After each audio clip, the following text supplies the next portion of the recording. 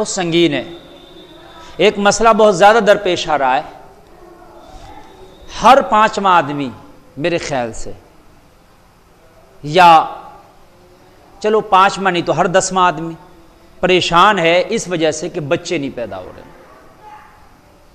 ان کی نسل نہیں آگے بڑھ رہی. دعا کرا رہے ہیں، تعویذ کرا رہے ہیں، دوا پہ دوا کرا رہے ہیں، لیکن بچے پیدا نہیں ہو پا رہے ہیں. پہلے آپ نے سنا ہوگا، میں نے خود اپنے بچپن میں سنا تھا، آج سے 20 سال پہلے کی بات میں بتا رہا ہوں، اور میری تو بہت کم عمر ابھی میں مان لیجئے، لیکن میں ان بزرگوں کی بات کر رہا ہوں جن کی عمر 60-70 سال ہے. وہ جب جوان رہے ہوں گے اور وہ بچے رہے ہوں گے تو پہلے گاؤں میں کوئی ایک سنا جاتا تھا کہ بھئی اس گاؤں میں فلاں کے بچے نہیں ہیں، یا کوئی پورے خاندان میں کوئی ایک بندہ ہوتا تھا. آج لگ بھگ ہر فیملی، ہر گھر میں کوئی ایک بندہ ایسا ہے کہ جس کو بچے نہیں ہو رہے ہیں، یا کم ہو رہے ہیں بچے. ایک آدھ بچہ ہوا، بات ختم ہو گئی، یا ہو ہی نہیں رہا بچہ. یہ پریشانی کیوں؟ اس کی کیا وجہ ہے؟ پہلے بچے پیدا نہ ہونا، ایسے لوگوں کی تعداد کم تھی، اب تعداد بہت تیزی سے بڑھ رہی ہے. تو اس کی عزیزان ملت اسلامیہ کئی وجوہات ہیں، بہت غور سے سنیں. اس کی کئی وجوہات ہیں جو میں آپ کے سامنے ان کو رکھنا چاہتا ہوں.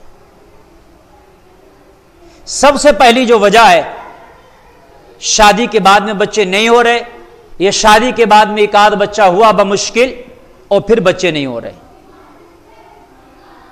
سب سے پہلی وجہ ہے لیٹ شادی. ایک وجہ یہ بھی ہے. دیکھیے، بچے پیدا ہونے کا بھی ایک انسان کے اندر جو مادہ پایا جاتا ہے، مرد اور عورت دونوں کا جو مادہ ہے، اس کے ملنے سے جو ہے وہ انڈے پیدا ہوتے ہیں اور انہیں سے بچہ پیدا ہوتا ہے. اس میں کیٹانو ہوتے ہیں.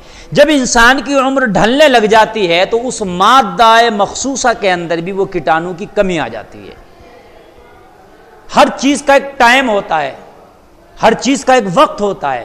جوانی میں زیادہ پاور ہوتا ہے آپ کے اس مادے میں، جو مادہ مخصوصہ ہے اس میں آپ کا زیادہ پاور ہوتا ہے، زیادہ طاقت ہوتی ہے، بچے پیدا ہونے کے چانسز زیادہ ہوتے ہیں. اور جب بہت زیادہ لیٹ شادیاں ہو جاتی ہیں تو اس میں کیٹانو میں کمی آنا شروع ہو جاتی ہے، جراثیم کم ہو جاتے ہیں. ایک وجہ یہ بھی ہے.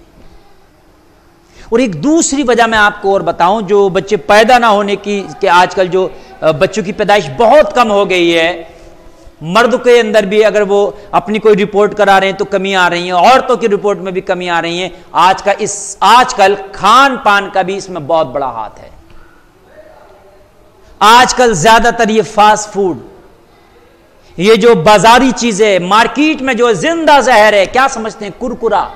آپ اس کو جلا کر کے دیکھیے، کرکرے کو جلائیں گے پلاسٹک بن جاتا ہے. پلاسٹک وہ آپ کی آنتوں میں جا رہا ہے.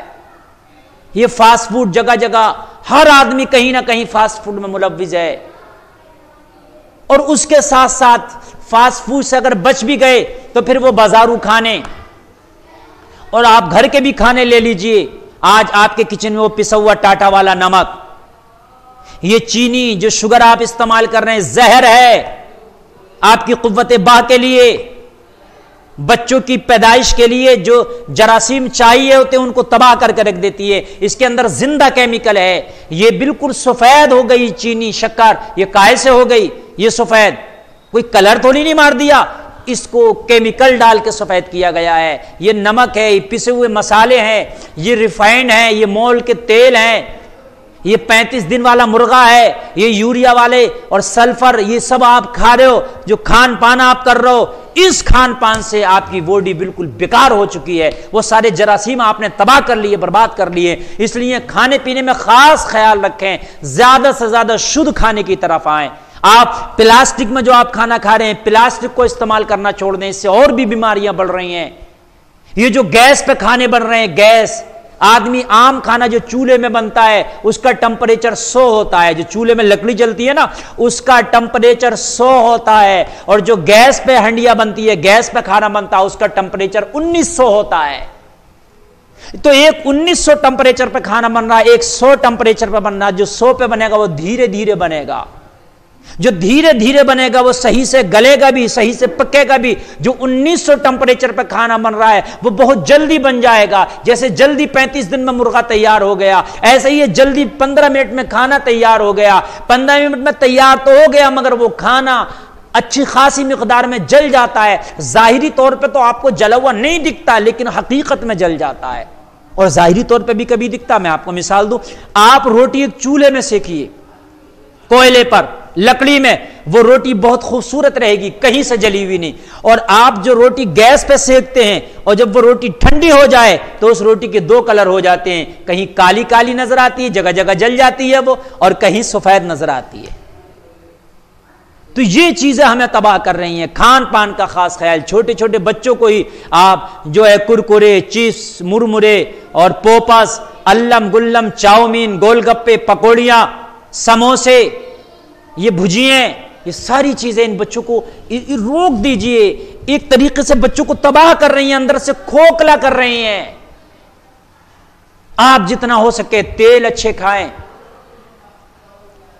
جو کھان پان ہے وہ بازارو چیزیں مارکیٹ سے زیادہ نہ لیں، مسالے اپنے سامنے پسوائیں، تیل اپنے سامنے کا اوریجنل لیں، ریفائنڈ، چینی، نمک، پسے ہوئے مسالے، پلاسٹک کا استعمال سب ختم کریں۔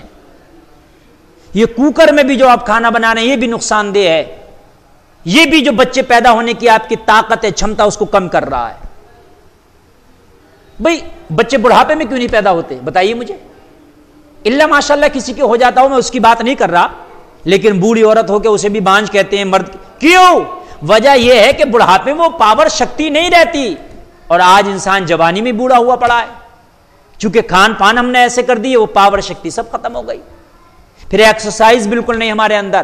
اللہ کے رسول صلی اللہ تعالیٰ علیہ وسلم کا فرمان ہے، شام کا کھانا کھاؤ، ٹہلو، کھانا کھا کے قیلولہ کرو، یا تو کھانا کھایا موبائل میں لگ گئے۔ پھر